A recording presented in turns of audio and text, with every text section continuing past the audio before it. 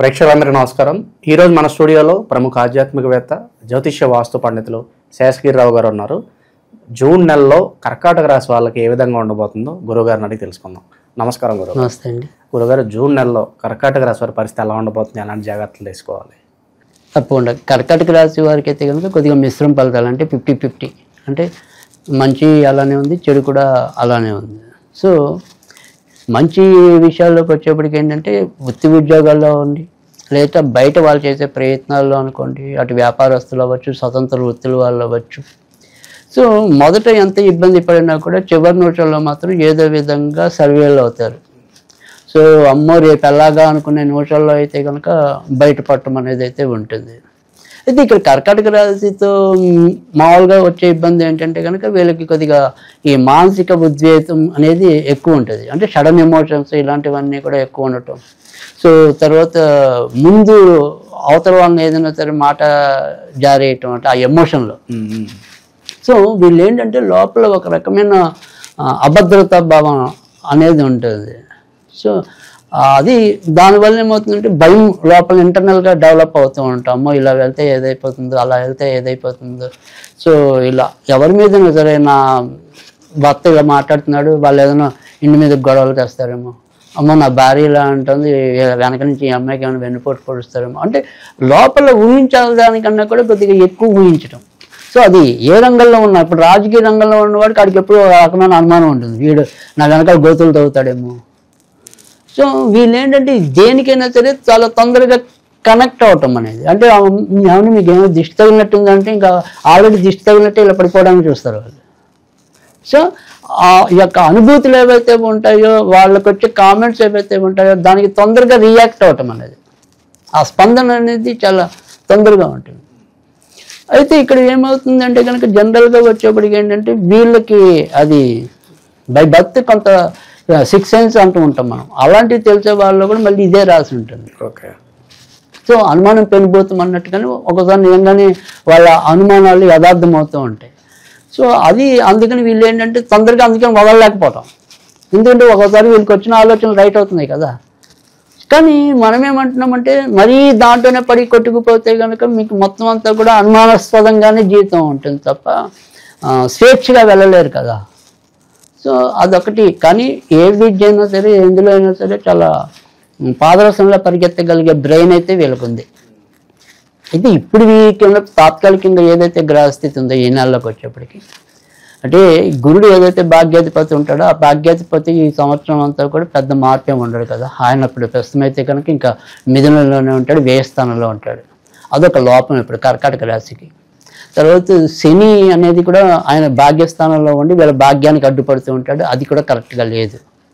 So ప్రాథమిక గ్రహాలు మళ్ళీ మన ఏదైతే రాహు, ఈ రాహు అష్టమ స్థానంలో ఉన్నాడు, మానసికంగా ఇలా దిగులుగానే ఉంటారు. తర్వాత కేతువు వచ్చేప్పటికి వీరికి ప్రస్తుతానికి అయితే కనుక మరి తృతీయంలో సంచారం చేయటం అనేది ఉంది, అది కొద్దిగా బెటర్ అనమాట. అంటే ఈ తృతీయంలో కేతువు వల్ల ఏంటంటే కొద్దిగా ఇరుగు పొరుగు వారితో ఉండి, లేదా తోడబుట్టిన వారితో అవ్వండి, ఇతరులతో వీళ్ళకు ఉండే కమ్యూనికేషన్స్లో కొంతవరకు మెయింటైన్ చేయగలుగుతారు. అంటే మరీ విరోధాలు తెచ్చుకోకుండా, చిన్న చిన్న విరోధాలు వచ్చినా మళ్ళీ దాన్ని తొందరగా మార్చుకోగలుగుతారు వీళ్ళకి అనుకూలకంగా. సో శాశ్వత శత్రుత్వం ఏర్పడే అవకాశం లేదు.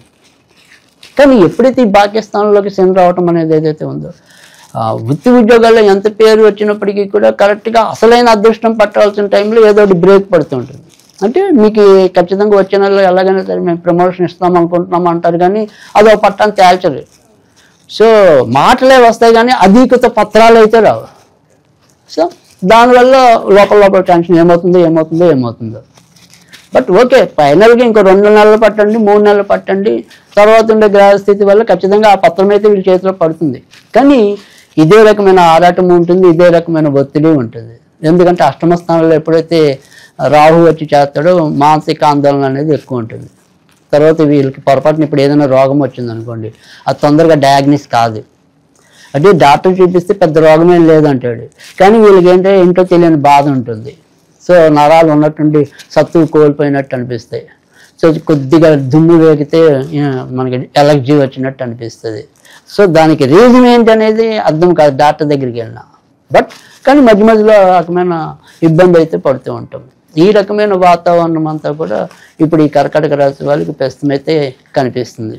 కానీ మొదట చెప్పుకున్నట్టు ఏంటంటే ఎన్ని కష్టాలు ఉన్నప్పటికీ కూడా, ఏ ఇబ్బంది ఉన్నప్పటికీ కూడా చివరి నిమిషంలో మాత్రం అమ్మయ్య అనుకోగలుగుతారు. ఆ రకమైన ప్రశాంతత అయితే కనుక వీరికి రావటం అనేది అయితే ఉంటుంది. సో అది మెయిన్ ఈ నెలలో వీరికి ఉండేది. ఇంకా కొత్తగా వివాహం కావాల్సిన వాళ్ళు అలాంటి వాళ్ళకైతే కనుక బాగా బలమైన ప్రయత్నాలు ఉంటే తప్ప అయ్యే అవకాశాలు లేవు.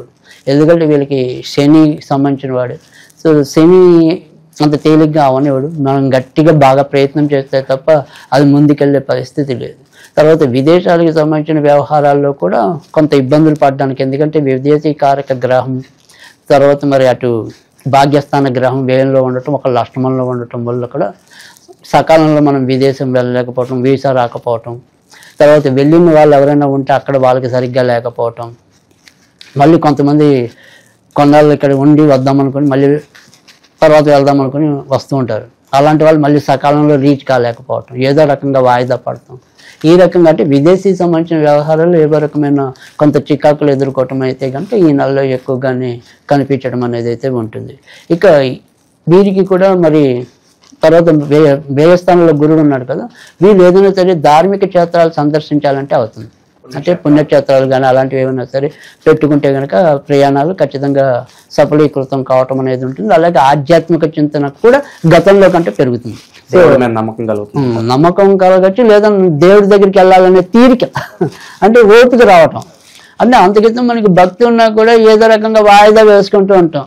సర్లే వచ్చే శనివారం చూద్దాంలే, వచ్చే ఆదివారం చూద్దాంలే అని.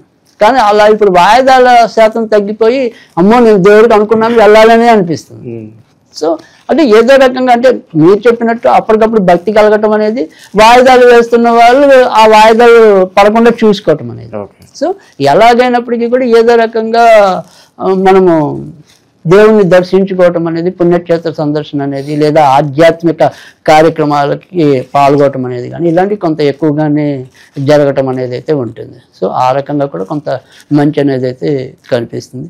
ఇక ధనం వీరికి కూడా పెద్దగా నిలిచే అవకాశాలు అయితే ఏమీ కనిపించడం లేదు. బట్ అవసరానికి ఇందాక చెప్పుకున్నట్టు అలాంటి ఉపద్రవం అది అప్పుల పాలు అవ్వడానికి కూడా ఉంటుంది, అసలు లేదని చెప్పడానికి అయితే లేదు. ఎందుకంటే కానీ ఇక్కడ అప్పు ఇస్తాడా అనేది కూడా కావాలి. అంటే మన అవసరానికి అప్పు కోసం వెళ్ళినప్పుడు అప్పు దొరుకుతుందా లేదా అంటే మాత్రం ఖచ్చితంగా అప్పు దొరికే పరిస్థితి అయితే ఉంటుంది అందులో. ఎందుకంటే ఇప్పుడు ప్రస్తుతం ఉన్న గ్రహస్థితి ఆశ్లేష నక్షత్రం అనేది కొద్దిగా బలహీనంగానే కనిపిస్తుంది. సో వాళ్ళకి అప్పులు అయ్యే పరిస్థితులు ఎక్కువగా కనిపిస్తున్నాయి.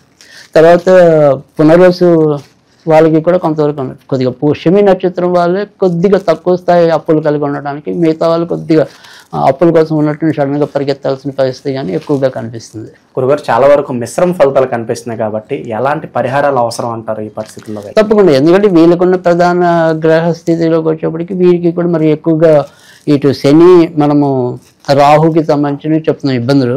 ప్రాథమికంగా శనితోనూ రాహుతోనే మనం ఎక్కువగా సూచించడం అనేది జరిగింది. సో దీన్ని బట్టి ఏంటంటే శని రాహుల కాంబినేషన్లు అంటే కనుక అవకాశం ఉంటే వీళ్ళకి తెలిస్తే కాళికాదేవి ఆరాధన చేయటం అనేది, అంటే కాళికాదేవి స్తోత్రాలు ఏదైనా సరే చదువుకోవటం ఉంటాం. అవేం లేకపోయినా కూడా ఇంట్లో మనం ఏదైనా సరే దుర్గాదేవి ఫోటో లేదా అమ్మవారి ఫోటో ఉంటే కనుక కొద్దిగా శనివారాల పూట దొరికితే నల్ల ద్రాక్షలు పెట్టండి, లేదా నేరేడు పళ్ళు పెట్టండి. ఈ రెండిట్లో ఏది దొరికినా పర్వాలేదు. సో ఆ రకంగా చేసుకున్నట్టయితే కనుక మంచి ఫలితాలు రావటం అనేది అయితే ఉంటుంది.